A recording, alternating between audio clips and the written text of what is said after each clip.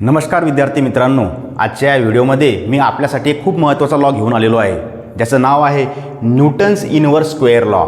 बऱ्याच वेळा पेपरमध्ये हा लॉ विचारण्यात येतो. त्याचं डेरिव्हेशन करा, तो लॉ प्रूव्ह करा, हे आपल्यास विचारण्यात येते. तर तो लॉ कशा प्रकारे प्रूव्ह करायचा, त्याचं डेरिव्हेशन कसं करायचं, आज मी तुम्हाला अतिशय सोप्या भाषेमध्ये सांगणार आहे. चला तर मग बघूया आजचा हा law, Newton's inverse square law. मित्रांनो, सर्वप्रथम एक महत्त्वाची गोष्ट, सेंट्रिपेटल फोर्स कशाला म्हणतात हे तुम्हाला माहिती आहे का? सेंट्रिपेटल फोर्स हा असा एक फोर्स असतो की जो सेंटर सिकिंग फोर्स आपण ज्याला म्हणतो. जसं की समजा एखादा सन असेल आणि त्याच्या भोवती जर का प्लॅनेट फिरत असतील, त्याच्या भोवती जर का अर्थ फिरत असेल, तर तो प्लॅनेट आणि तो जो सन आहे यांच्यामध्ये एक प्रकारचा अट्रॅक्शन फोर्स असतो आणि त्या अट्रॅक्शन फोर्सलाच सेंट्रिपेटल फोर्स म्हटलेला आहे. Centripetal force between the sun and planet. कुठला force? Centripetal force between the sun and planet. जसं की सन असतो आणि सनच्या भोवती प्लॅनेट काय करतात? रिव्हॉल्युशन करतात. तर त्या दोघांच्या मध्यातला जो अट्रॅक्शन फोर्स आहे, जो सेंटर सिकिंग फोर्स आहे, त्यालाच आपण सेंट्रिपेटल फोर्स म्हणतो. तर तो सेंट्रिपेटल फोर्स कसा आहे? Is inversely proportional. कसं सांगितलेलं आहे? इनव्हर्सली प्रपोर्शनल म्हणजे रेसिप्रोकल आहे, एकमेकांच्या अपोजिट आहे. म्हणजे अशा प्रकारचा आहे की जर समजा त्याच्यामध्ये एक व्हॅल्यू वाढली तर दुसरी कमी होईल आणि दुसरी व्हॅल्यू वाढली तर पहिली कमी होईल. यालाच आपण इनव्हर्सली प्रपोर्शनल असं म्हणतो. तर यामध्ये इनव्हर्सली प्रपोर्शनल आहे centripetal force to the square of distance. डिस्टन्सच्या स्क्वेअरला तो इनव्हर्सली प्रपोर्शनल आहे. बघा, समजा या ठिकाणी हा सन आहे आणि हा आहे प्लॅनेट, आणि या दोघांच्या मधलं जे डिस्टन्स आहे, हे डिस्टन्स जर का कमी झालं तर तो सेंट्रिपेटल फोर्स वाढणार आहे, आणि डिस्टन्स जर का वाढलं तर सेंट्रिपेटल फोर्स हा कमी होणार आहे. आणि हे आपल्याला आज या ठिकाणी प्रूव्ह करायचं आहे. चला तर मग बघूया. If m is the mass of the planet. समजा जसं की या प्लॅनेटचं यम हे काय आहे? मास आहे. यम काय? त्या प्लॅनेटचं मास आहे.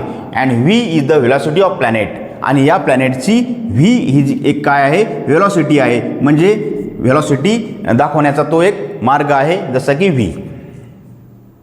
व्हीने आपण व्हेलॉसिटी डिनोट करतो. त्याचबरोबर R is the distance from the sun. हा सन आणि हे प्लॅनेट यांच्या मधातलं हे जे डिस्टन्स दिसते आहे ते आपण आरने डिनोट करतो. तर अशा प्रकारे प्लॅनेटचं मास म्हणजेच यम, त्याची व्हेलॉसिटी, त्याचा स्पीड म्हणजेच व्ही, आणि दोघांच्या मधातलं डिस्टन्स म्हणजेच आर. हे जर आपण अशा प्रकारे घेतलं तर the centripetal force is F is equal to m v square upon r. म्हणजे सेंट्रिपेटल फोर्सचा फॉर्म्युला आहे F is equal to m v square upon r. हे आपण बऱ्याच वेळा शिकत आलो. हा फॉर्म्युला आपण बऱ्याच वेळा ऐकला असेल. आज तोच फॉर्म्युला आपल्याला प्रूव्ह करायचा आहे. हा फॉर्म्युला वापरून, सेंट्रिपेटल फोर्सचा फॉर्म्युला वापरून आपल्याला हा लॉ प्रूव्ह करायचा आहे आज. चला तर बघूया. Speed is equal to distance upon time. हा फॉर्म्युला तर आपण अगदी 5व्या-6व्या वर्गापासून शिकत आलेलो आहोत की स्पीडचा फॉर्म्युला डिस्टन्स अपॉन टाईम आहे. मग या ठिकाणी हा जो प्लॅनेट आहे हा फिरत आहे, हा रिव्हॉल्युशन करत आहे, म्हणजे हा स्पीडमध्ये आहे. स्पीडमध्ये आहे म्हणजेच त्याची एक विशिष्ट प्रकारची व्हेलॉसिटी आहे जी आपण व्हीने डिनोट करतो. मग स्पीडसाठी जर का आपण व्हेलॉसिटी व्ही हे लेटर यूज केलं तर डिस्टन्ससाठी काय यूज करायचं? मग याचं डिस्टन्स किती आहे? हा किती डिस्टन्स कव्हर करतो? एखाद्या सर्कलमध्ये एखादा ऑब्जेक्ट जर का फिरत असेल तर तो किती डिस्टन्स कव्हर करतो हे आपण कसं कॅल्क्युलेट करणार? तर त्या सर्कलचा आपण सर्कम्फेरन्स घेतो आणि तो किती असतो? 2πr. म्हणजेच डिस्टन्स किती आहे? 2πr एवढं आहे. आणि टाईम किती लागणार आहे? तर आपण सपोज पकडूया टाईम लागणार आहे t एवढा. म्हणजे स्पीडसाठी आपण व्ही व्हॅल्यू घेतली, डिस्टन्ससाठी 2πr आणि टाईमसाठी t ही व्हॅल्यू घेतली. तर अशा प्रकारे व्हीचा आपला एक फॉर्म्युला बनून जातो, v is equal to 2πr upon t. आता हाच फॉर्म्युला, हीच व्हीची व्हॅल्यू आपल्याला घ्यायची आहे आणि ती या ठिकाणी आपल्याला पुट करायची आहे. या अशा प्रकारे होईल F is equal to m. आता व्हीच्या जागेवर व्हीची व्हॅल्यू आपल्याला पुट करायची आहे आणि ती किती आहे? 2πr upon t. आता व्हीचा स्क्वेअर आहे म्हणजेच पूर्ण या ब्रॅकेटचा 2πr अपॉन टी याचा तो स्क्वेअर असणार आहे. आणि अपॉनमध्ये काय घेणार आहोत आपण? आर. जसं की यामध्ये यमची व्हॅल्यू यमच्या ठिकाणी आपण लिहिणार व्ही स्क्वेअर जो आहे 2πr अपॉन टीचा स्क्वेअर. ही व्हीची व्हॅल्यू आपण तिथे पुट केल्यानंतर अशा प्रकारे आपल्याला मिळेल आणि अपॉन आर अशा प्रकारे राहील. आता बघा बालमित्रांनो, F is equal to m 2चा स्क्वेअर हा 4 होतो, पायचा स्क्वेअर हा पाय स्क्वेअर होतो. आणि आरचा स्क्वेअर हा आर स्क्वेअर अशा प्रकारे होतो आणि टीचा स्क्वेअर तो टी स्क्वेअर या प्रकारे आपण लिहिणार आणि त्याला डिनॉमिनेटरमध्ये लिहायचं आहे आर. अशा प्रकारे ही व्हॅल्यू आपण इथे लिहिली. आता थोडंसं रिअरेंज करून आपण याला कसं लिहिणार तर बघा F is equal to m4 पाय स्क्वेअर आर स्क्वेअर. बघा पाय स्क्वेअर आर स्क्वेअर आपण जसा तसा घेतला. त्यानंतर T square.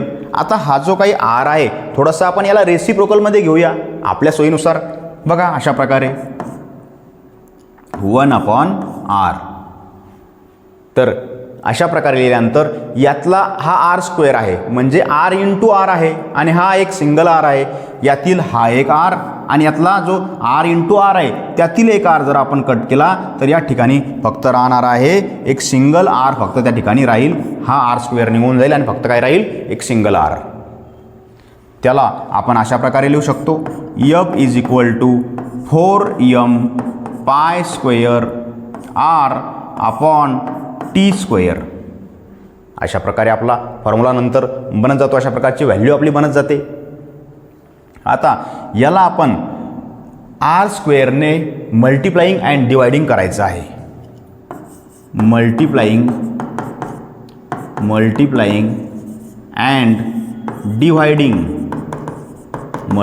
And dividing by r square. आता आर स्क्वेअरनेच का करायचं तर आपल्याला तशा प्रकारचा फॉर्म्युला आणायचा आहे.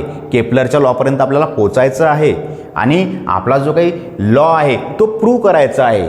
त्या दृष्टिकोनातून आपल्याला आर स्क्वेअरनेच याला मल्टिप्लाइंग अँड डिवायडिंग करायचं आहे. बघा अशा प्रकारे F is equal to 4m pi square r upon T square into R square upon R square. म्हणजेच आपल्याला आर स्क्वेअरने याला मल्टिप्लाइंग अँड डिवायडिंग करायचं आहे. जर आपण याला मल्टिप्लाइंग अँड डिवायडिंग जर का आर स्क्वेअरने केलं तर कशा प्रकारे बनेल मग बघा लक्षात घ्या. यप इज इक्वल टू 4m. हे बघा मी 4m पाय स्क्वेअर जसाच्या तसा इथपर्यंत लिहिला. काही अडचणी यामध्ये तुम्हाला असेल तर नक्की कमेंटमध्ये काही डाऊट असतील तर नक्की सुचवा. आर इंटू आर स्क्वेअर तर त्या ठिकाणी तो आर क्यूब बनतो upon T square into R square. T square into R square मी अशा प्रकारे लिहेल. आता थोडंसं आपल्या सोयीनुसार आपल्याला याला रिअरेंज कसं करता येईल ते बघा. F is equal to 4m pi square upon R square आणि थोडंसं आपण ह्या दोन व्हॅल्यू ही टी स्क्वेअर आणि आर क्यूब ह्या दोन व्हॅल्यू कुठंतरी केपलर लॉसी मिळत आहेत म्हणून आपण ते थोड्याशा साईडला घेऊया. बघा R cube upon T square. But according to Kepler's law according to Kepler लॉनुसार केपलर लॉ काय सांगतात T square upon R cube. Kepler law काय सांगतात T square upon R cube is equal to constant. हा केपलरचा law आहे पण या ठिकाणी आपल्याला थोडंसं उलट दिसत आहे. आर क्यूब वर आहे आणि टी स्क्वेअर खाली आहे. मग अशा कंडिशनमध्ये आपण काय करायचं T square upon R cube is equal to constant जर का असेल केपलरच्या लॉनुसार तर मग R cube upon T square is equal to 1/k. काय व्हॅल्यू आली 1/k ही व्हॅल्यू आली. मग R cube upon T square जर का 1/k असेल तर या ठिकाणी या फॉर्म्युल्यामध्ये R cube upon T square या ठिकाणी आपण 1/k हे नक्की लिहू शकतो. F is equal to 4m pi square upon R square into K म्हणजेच कॉन्स्टंट. आता ही व्हॅल्यू कॉन्स्टंट व्हॅल्यू आहे. आता यामध्ये जर आपण विचार केला तर 4m पाय स्क्वेअर के ह्या ज्या व्हॅल्यू आहेत ह्या सर्व कॉन्स्टंट व्हॅल्यू आहेत. मग ह्या व्हॅल्यू कधी चेंज होणाऱ्या नाही आहेत. मग इथे राहिलं तरी फक्त काय मग यप इज इनव्हर्सली प्रोपोर्शनल. बघा ही कॉन्स्टंटची व्हॅल्यू आता मी काढून टाकणार आहे आणि कॉन्स्टंटची व्हॅल्यू काढून टाकल्यानंतर या ठिकाणी इक्वलचं साईन मी काढणार आणि तिथे अल्फाचं साईन घेणार. प्रोपोर्शनॅलिटीचं सिम्बॉल घेणार आहे. F इज इक्वल टू हे आपण मी काढून घेतलं आणि सेंट्रिपेटल फोर्स त्याला आपण FC अशा प्रकारे घेऊ शकतो. Centripetal force is inversely proportional to the square of distance between sun and planet. हा फॉर्म्युला आपला अशा प्रकारे या ठिकाणी प्रूव्ह होतो. आणि जो काही फॉर्म्युला आहे, जो लॉ आहे, न्यूटन्स इनव्हर्स स्क्वेअर लॉ आपण ज्याला म्हणतो, तो लॉ अशा प्रकारे प्रूव्ह केला जातो. अशा प्रकारे त्याचं डेरिव्हेशन केले जाते. मित्रांनो, हा व्हिडिओ आपल्यास कसा वाटला नक्की मला कमेंट करायला विसरू नका. आवडल्यास नक्की लाईक करा आणि आपल्या मित्रांना शेअर करा. धन्यवाद.